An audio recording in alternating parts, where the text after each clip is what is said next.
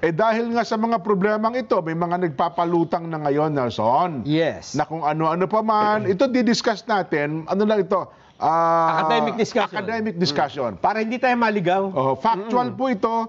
Iiwasan namin ni Nelson na magbanggit ng mga pangalan, etc. etc. Kayo na lang po maglimi-limi na lang ninyo. Yes. Ano ha? Dahil nga po sa problemang ito na kinakaharap po ng ating bansa ngayon, Nelson, may mga nagpapalutang na Isa nga sa nagbanggit daw dyan, Nelson, si Senator Pampilo Ping Lacson. Na meron daw kumausap sa kanya. Kaya natin binanggit yung pangalan niya kasi siya yung nagsalita. Siya naman talaga nagsalita. Ang sabi niya, na meron daw naghihikayat sa kanya para magsagawa ng transition government. Transition council. At government reset. Kasi mula noong nabulgar po itong mga corruption, tapos may aligasyon ng drug dependency ang Pangulo, meron nang nananawagan na hindi nakatiwa-tiwala ang mga nangunguna. Ayan, Kailangan na nating palitan. Ayan, Diba? Meron pa tuloy mo. Diyan ho sa pagpapalit, ang daming konseptong lumabas. At walang nagkakasundo kung alin ang dapat na gawin. Isa pa nga, Nelson, itong negosyante, kilala natin, si RSA, lumutang din ang pangalan bilang isa daw pong consensus caretaker sa business circle sa gitna daw po ng lumalalang isyu sa katiwala ng ating bansa. Yun ho ang lumabas Pero mukhang may mabilis na pagpapabulaan agad dito si Ginoong RSA Ito rin parehong reset, di ba? Government, military supported reset. Yan. Hindi kundi transitional scenario. Meron ng ganyan mga lumulutang magpapalit ng gobyerno, pero magkakaroon ng transitional, maglalagay muna ng pansamantalang mamumuno. Sabi ni Ginoong Ramonang, huwag nyo nga ako madamay-damay dyan, hindi ko nga ako, parang nainis pa nga siya dyan may nagpalutang atang isang grupo din ng mga negosyante, Nelson. Hindi na natin mabanggitin ang pangalan, pero ang balita ko, yun atang tumawag kay E.S. Bersamin. Yun ang gusto. Yun din ata ang nagpapalutang ng pangalan nito. Kung sino man yung negosyante na yan. Pero anyway, meron namang iba na nagpapaliwanag. Ngayon, nung nakalipas na linggo, yun daw, resign all. Oo nga. Yun nga yung gustong mangyari nung ilan. Na mag-transition government. Ang sabi ni Senator Lacson, inalok siya ng position sa junta. Mga retiradong general daw. Ganon. Ang sabi niya ay, ikaw ang magiging, ang mesot ba? Sino? Si Senador? Sige nga, pakinggan natin. Sige nga pa. May mga may message na short of confirming na meron talagang such move, but only on the part of some retired military and PNP officials. Wala namang kumontak na active. Yes, na mag-join at saka maging part just in case. Ako naman, hindi naman ako nagre-reply Some groups yung ibang groups kasi nagko-call sila total reset. Parang wala ang presidente, wala ang vice president. Tapos maski yung succession hindi po pwede. So civil military junta.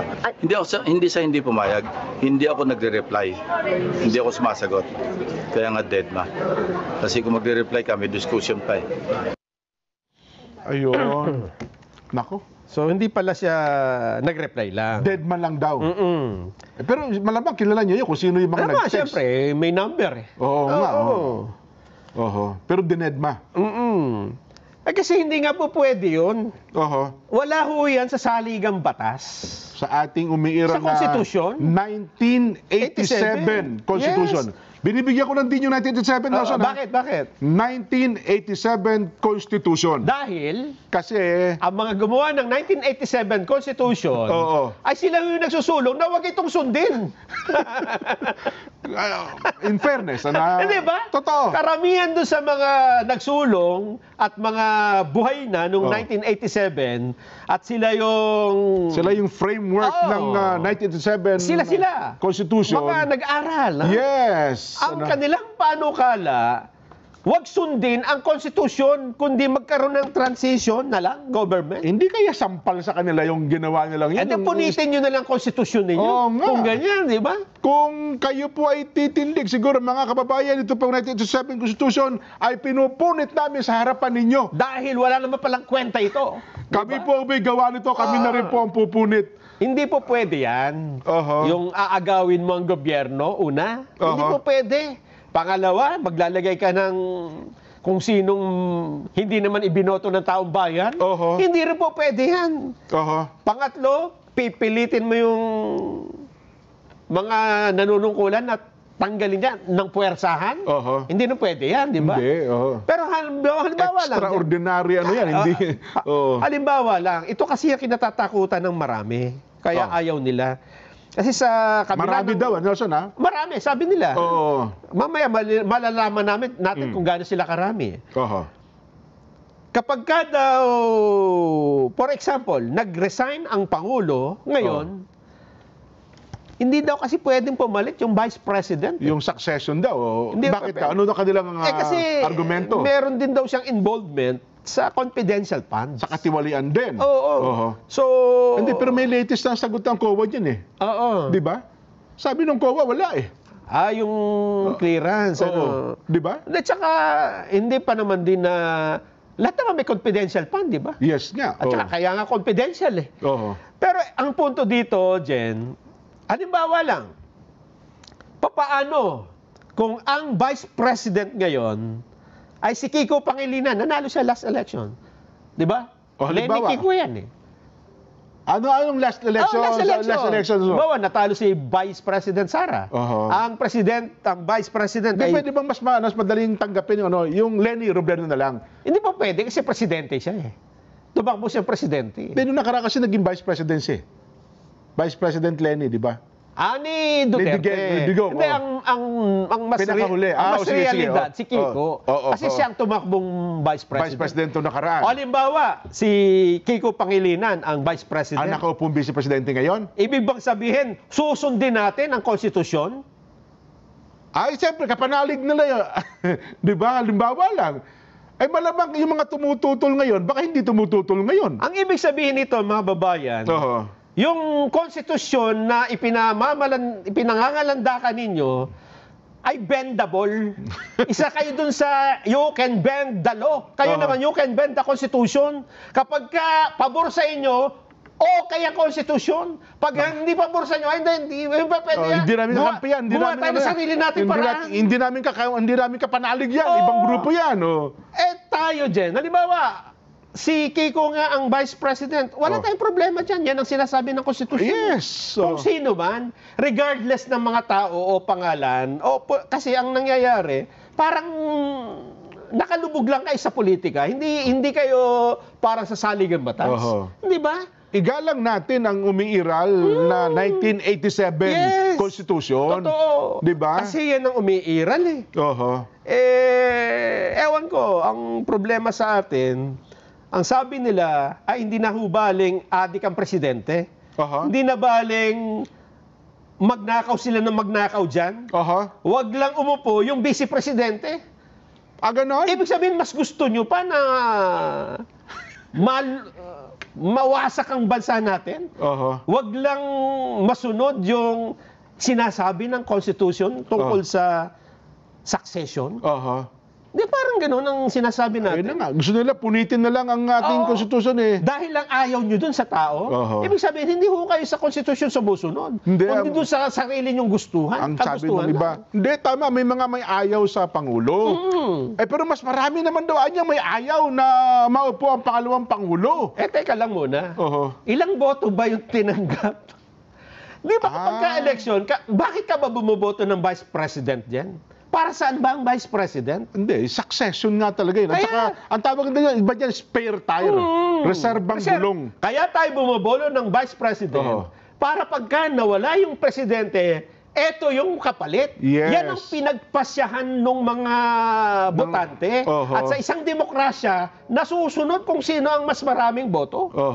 Hindi yung iilan na nagsasabing hindi yan. Mas marami ang may ayaw. Paano pa kailan kayo nagbilang? Oo nga. Ito again binibigyan natin din. Ito factual discussion lang, Nelson Hindi kasi, para lang malinawan natin kung sino talaga ang mga tao o grupo na may pagmamahal sa saligang batas. Umiiral na batas. Yes. Kasi dito, gusto nating palutangin, sino ba talagang mga tao, mga babayan? Sinong grupo sa Pilipinas? Ang saligang batas ang kanilang pinahahalagahan? O sino sa atin, mga Pilipino, ang sariling pampolitikang interes ang pinoprotektahan. Hindi na baling huwag masunod ang saligang batas. May katiran pa yung iba. Sabi niya, mayroon ko narinig dito asawa pa niya ata yung isa sa mga sumulat nung sabi niya, ekonomista din ito Hindi, ilang taon na lang naman Patapusin na natin yan. Huwag nyo nang anuhin. Diba? Huwag nyo nang guluhin. Naisip ko tuloy yung halimbawa natin. Isang sasakyan na flat ang gulong. Di ba? Kayo po, marami kayo nakakaintindi. Ano tayo? Running flat ba tayo? Patatakbuhin ba natin yung ating sasakyan na flat ang gulong? Kasi malapit na naman tayo anyang matapos. Meron tayong spare tire pero wag na natin gamitin yung spare tire. I-running flat na natin. Yun ang problema. Kasi ayaw mo dun sa reserba. Yun na nga. Pero ito ang tanong. Gusto ba ng Vice President na maging presidente ngayon, sa panahon ngayon? Sa sobrang dami ng problema? Teka lang, mayroon siyang statement na nabasa ko kanina. Parang siya mismo ayaw din niya. Ako rin, Jen. Eto ba, pakinggan muna natin. Meron ba sa boses? Pakinggan nga na po natin. I-play na natin direct bago tayo mag-break. Just in case mapatalit si BBM VP sa pwesto, are you ready to take over the Malacanang? Yan ang hindi ko muna sasagutin kasi magkakagulo tayo niya. Hindi niya sasagutin kasi magkakagulo. Kasi nga ang daming kung ano-anong pinag-uusapan. At sa mga naunang pahayag ni BP Inday, ayaw din niyang maalis di ba ang Pangulo? Pero BP Inday, pasensya na po kayo, bilang isang abogado, naintindihan nyo rin naman. Kung ayaw man ninyo, yun ang nakatadhana sa Ligang Batas. Ito lang po ay dinidiscuss natin para lang maintindihan natin kung sino talaga ang nagmamahal sa saligang batas. Di ba? Yung mga umiiral na batas sa atin. Kasi kung ang isang tao, ang isang grupo, sang-ayon lang sa saligang batas kapag ito ay sang-ayon sa kanilang mga paniniwala, sa kanilang kagustuhan. At kapag yung saligang batas na dapat ingatan ay hindi na papabor sa kanila. Hindi na papabor sa kanila. Pagka pinatupad, ay ayaw na nila yun. Ay mga, anong tawag doon? Hypocrite, diba? Tama ba yun? Mga hypocrite yan. Mga pakitang tao. Mga pakitang tao. Yan ang mga yan ang mga hindi dapat pagtiwalaan, Jen. Kasi kapag ka pala may mga pangyayari, 'di ba? Na dapat ipatupad ang batas, sila ang mga agrabyado, tatakbuhan na nila yan. Meron ako isa na panood na discussion, Nelson Sabi nila, wag niyo ho palutangin na ang ating ay parang Marcos versus Duterte. Hindi po ito laban ng Marcos Duterte. Personality. Hindi po ito labanan ng personality. Ito po ay kapakanan ng taong bayan na pinag-uusapan ho dito. Hindi po ito awayan ng dalawang taong pinakamataas na leader ng ating bansa. Kundi ang pinag-uusapan dito yung pag-iral ng batas sa atin. Yun ang dapat nating mapansin dito. At dun sa mandate. Sa mandato ibinigay sa kanila. Di ba? Ang Pangulong Bongbong Marcos ibinoto as president. Yes. Presidente natin siya. Hayaan natin siya manguna. Ang Vice President, Sara Duterte, ibinoto natin as Vice President. Hayaan natin siya mag-Vice President. Sakaling bumaba, hindi naman natin pinagre-resign, di ba? Sakali lang naman. Hypothetical. Kaya nga tayo may Vice President Di ba? Kung hindi natin matanggap yan, parang sinabi nyo, walang kwenta yung saligang batas niya. Dapat burahin na yan. Yes. Di ba? wala na tayong batas na siguro may anarkiya tayo anarkiya yan. tayo. Gulo nga yan. Yan. Gulo nga yan. Malaking gulo ang mangyayari sa atin. Well, again, kaya po namin ito binabanggit dahil sa napakarami din po nag-uusap-usap ngayon sa bagay na yan. At itong mga grupong ito, nagpapakilala pa naman na kami lang ang nagmamahal sa Pilipinas eh. Kami lang ang, di ba? Yes. Eh ngayon, ilalantad natin, ano ba talaga kayo? Eh ano, nakikita ng mga kababayan natin. Self-interest. Self-interest. Interest pala ito mga ito.